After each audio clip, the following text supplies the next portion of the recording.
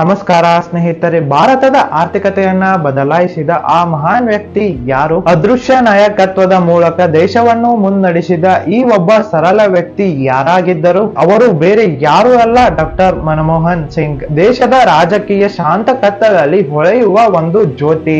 ಇವರ ಜೀವನದ ರಹಸ್ಯ ಮತ್ತು ಆರ್ಥಿಕತೆಯ ಕಥೆಯ ಬಗ್ಗೆ ನಿಮಗೆ ಗೊತ್ತಾ? ಇವತ್ತಿನ ವಿಡಿಯೋದಲ್ಲಿ ನಾವು ಡಾಕ್ಟರ್ ಮನಮೋಹನ್ ಸಿಂಗ್ ಅವರ ಬಗ್ಗೆ ತಿಳಿದುಕೊಳ್ಳೋಣ.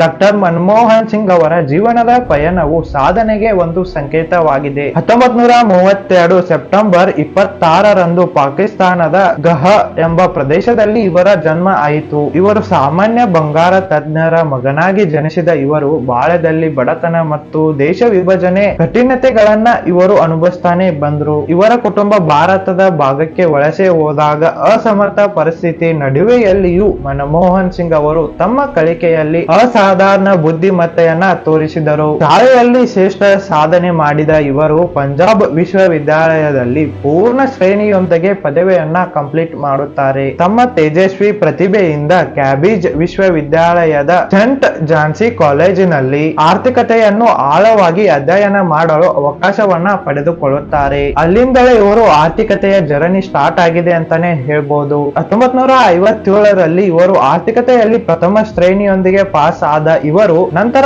ಆಕ್ಸ್ಫರ್ಡ್ ವಿಶ್ವವಿದ್ಯಾಲಯದ ನಫೀಲ್ಡ್ ಕಾಲೇಜಿನಲ್ಲಿ ಡಾಕ್ಟರೇಟ್ ಅನ್ನ ಪಡೆದು ಭಾರತದ ಆರ್ಥಿಕತೆಯ ವಿಶ್ಲೇಷಣೆಯು ಬದಲಾಯಿಸಬಹುದಾದ ಹೊಸ ಆಯಾಮಗಳನ್ನ ತೆರೆದರು.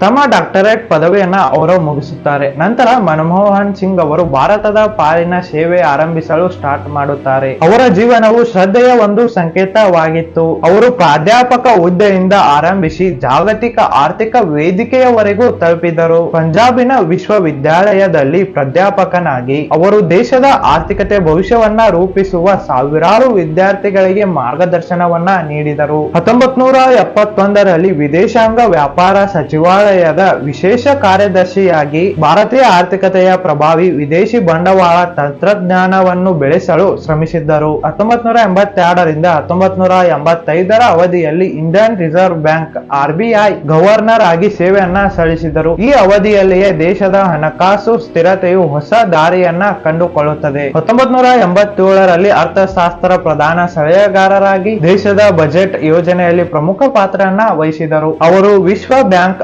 IMF ಮತ್ತು ಅಂತಾರಾಷ್ಟ್ರೀಯ ವಿತ್ತ ಸಂಸ್ಥೆಗಳಲ್ಲಿ ಭಾರತದ ಧ್ವನಿಯಾಗಿ ತಮ್ಮ ನಿಲುವು ಮತ್ತು ತಜ್ಞೆಯನ್ನು ಜಾಗತಿಕವಾಗಿ ಮೆರೆದರು.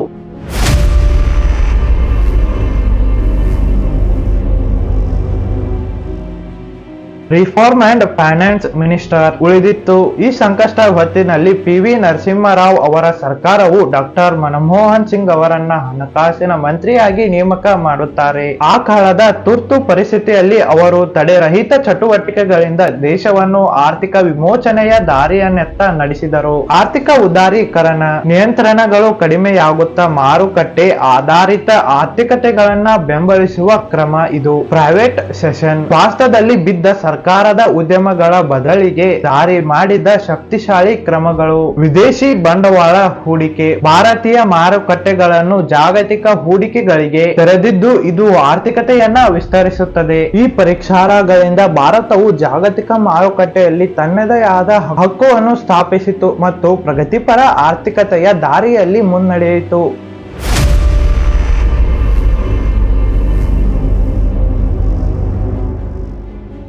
2004ರಲ್ಲಿ ಡಾಕ್ಟರ್ ಮನಮೋಹನ್ ಸಿಂಗ್ ಅವರು ಭಾರತದ 13ನೇ ಪ್ರಧಾನಮಂತ್ರಿಯಾಗಿ ಅಧಿಕಾರವನ್ನ ಸ್ವೀಕರಿಸುತ್ತಾರೆ. 10 ವರ್ಷಗಳ ಅಭಿವೃದ್ಧಿಯಲ್ಲಿ ಇವರ ನಾಯಕತ್ವವು ಪ್ರಗತಿಶೀಲ ನೀತಿಗಳ ಮೂಲಕ ದೇಶವನ್ನ ಪ್ರಬಲ ಆರ್ಥಿಕತೆ ರಾಷ್ಟ್ರವನ್ನಾಗಿ ಮಾಡಲು ಸಹಾಯ ಮಾಡಿತು. ಅವರ ಪ್ರಮುಖ ಸಾಧನೆಗಳು: ಗ್ರಾಮೀಣ ಉದ್ಯೋಗ ಖಾತರಿ ಯೋಜನೆ NREGA, ಬಡತನವನ್ನ ನಿರ್ವಹಿಸಲು ಭಾರತದಲ್ಲಿ ಮೊದಲ ಹಕ್ಕು ಆಧಾರಿತ ಉದ್ಯೋಗದ ಯೋಜನೆ. ಆಧಾರ್, ಸಾಮಾಜಿಕ ಕಲ್ಯಾಣ ಯೋಜನೆಗಳಿಗೆ ಶಾಖೆಗಳನ್ನ ತೆರೆಯಲು ಮಾರ್ಗ ತೋರಿದ ಡಿಜಿಟಲ್ ಪರಿವರ್ತನೆ ಇದಾಗಿದೆ. ಭಾರತ ಅಮೆರಿಕ ನ್ಯೂಕ್ಲಿಯರ್ ಒಪ್ಪಂದ. ಜಾಗತಿಕ ವೇದಿಕೆಯಲ್ಲಿ ಭಾರತವನ್ನ ನ್ಯೂಕ್ಲಿಯರ್ ಪವರ್ ಹುದ್ದೆಗೆ ತಲುಪಿಸಿದರು. ಅಭಿವೃದ್ಧಿ ಪ್ರಥಮೆಯ ಅಂತಾರಾಷ್ಟ್ರೀಯ ರೈಲುಗಳು, ರಾಷ್ಟ್ರೀಯ ಹೆದ್ದಾರಿ ಆಧುನೀಕರಣ ಮತ್ತು ಹಸಿರು ಆರ್ಥಿಕತೆಯನ್ನ ಪ್ರೋತ್ಸಾಹ ಮಾಡಿದರು. ಆರ್ಥಿಕ ಅಭಿವೃದ್ಧಿಯ ಹೈಲೈಟ್ 8% ಕಿಂತಲೂ ಹೆಚ್ಚು ವೃದ್ಧಿ ದರ. ಅವರ ಆಡಳಿತದಲ್ಲಿ ಮೊದಲ ಭಾಗದಲ್ಲಿ ಭಾರತದ ಆರ್ಥಿಕತೆಯು ಸರಾಸರಿ 8-9% ವೃದ್ಧಿ ದರವನ್ನ ತಲುಪಿತು. ಇದು ಆಧುನಿಕ ಭಾರತದ ತೀವ್ರ ವೇಗದ ಆರ್ಥಿಕತೆ ವೃದ್ಧಿ ಕಾಲವಾಗಿತ್ತು. ಆಸಿಯಾ ಆರ್ಥಿಕ ಬಲವಾದ ಭಾರತ. ಅವರ ಆಡಳಿತ ಅವಧಿಯಲ್ಲಿ ಭಾರತವು ಚೀನಾದ ನಂತರ ಆರ್ಥಿಕತೆಯಾಗಿ ಪ್ರಬಲವಾಗಿ ಬೆಳೆಯಿತು. ಇದರಿಂದ ಜಾಗತಿಕ ಆರ್ಥಿಕ ವೇದಿಕೆಯಲ್ಲಿ ಪ್ರಮುಖ ಸ್ಥಾನವನ್ನ ಪಡೆದಿದೆ.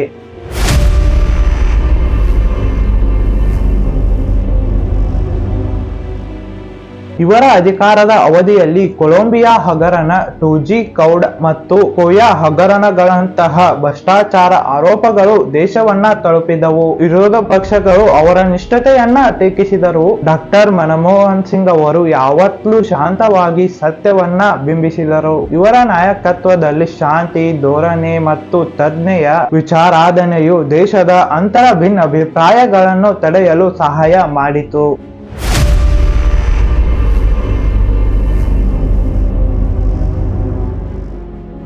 ಲೆಜೆನ್ಸಿ. ಡಾಕ್ಟರ್ ಮನಮೋಹನ್ ಸಿಂಗ್ ಅವರ ದಾರಿಯು ಸುಧಾರಣೆಯ ಒಂದು ಪಾಠವಾಗಿದೆ. ಅವರು ತೋರಿದ ಆರ್ಥಿಕ ದೃಷ್ಟಿಕೋನ, ನಿಷ್ಠೆಯ ರಾಜಕೀಯ ಮತ್ತು ಮಾನವೀಯತೆಯು ದೇಶದ ಮುಂದಿನ ಪೀಳಿಗೆಗೆ ಸ್ಫೂರ್ತಿಯಾಗಿದೆ. ಅವರ ಆರ್ಥಿಕ ಪರಿವರ್ತನೆಗಳು ಕೇವಲ ಒಂದು ಕಾಲದ ಸಾಧನೆಗಳಲ್ಲ, ಆದರೆ ಭಾರತದ ಬೆಳವಣಿಗೆಗೆ ಆಧಾರ ಶಿಲೆ. ಅವರು ತಮ್ಮ ಜೀವನದಲ್ಲಿ ಶ್ರದ್ಧೆ, ಶ್ರಮ ಮತ್ತು ಶ್ರಮತೆಗಳ ಪ್ರಾಮುಖ್ಯತೆಯನ್ನ ತೋರಿಸಿದರು. ಕನ್ಕ್ಲೂಷನ್. ಡಾಕ್ಟರ್ ಮನಮೋಹನ್ ಸಿಂಗ್ ಅವರ ಸಾಧನೆಗಳು ನಮಗೆಲ್ಲರಿಗೂ ಒಂದು ದಾರಿದೀಪವಾಗಿವೆ. ಅವರ ಜೀವನದ ಪಯಣವು ನಮ್ಮ ಹೆಜ್ಜೆಗೆ ಪ್ರೇರಣವಾಗಿದ್ದು, ಮುಂದಿನ ಪೀಳಿಗೆಗಳಿಗೆ ಉತ್ತಮ ವಿಶ್ವ ನಿರ್ಮಾಣಕ್ಕೆ ದಾರಿಯನ್ನ ತೋರುತ್ತವೆ. ಇವತ್ತಿನ ವಿಡಿಯೋದಲ್ಲಿ ಇಷ್ಟೇ ಸ್ನೇಹಿತರೆ. ನಿಮಗೆ ಈ ವಿಡಿಯೋ ಇಷ್ಟವಾದರೆ ಲೈಕ್ ಮಾಡಿ, ಶೇರ್ ಮಾಡಿ, ಜೊತೆಗೆ ಸಬ್ಸ್ಕ್ರೈಬ್ ಮಾಡೋದನ್ನ ಮರೆಯಬೇಡಿ. Take care. ಬಾಯ್ ಬಾಯ್.